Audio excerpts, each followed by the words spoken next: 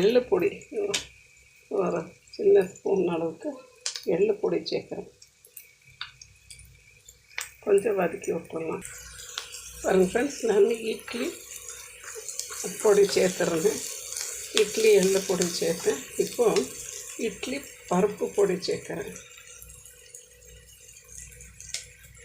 2 பொடியும் சேர்த்துருக்கேன்.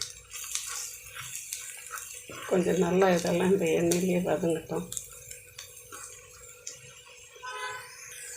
ஃப்ரெண்ட்ஸ், எல்லாம் நல்லா வதங்கி வருது. நான் கம்பில் இட்லி சுட்டு வச்சுருந்தேன். கம்பை வச்சு இட்லி சுட்டேன். அதை இந்த இதில் நல்லா மிக்ஸ் பண்ணி எடுத்துடலாம். பாருங்கள் ஃப்ரெண்ட்ஸ், நான் இப்படி கட் பண்ணி விட்டாலும் விடலாம், இல்லை முழுசாக வச்சாலும் வச்சுக்கலாம். இது கம்பு இட்லின்றதுனால கூட கொஞ்சம் டேஸ்ட்டாக இருக்கட்டும்ன்றதுனால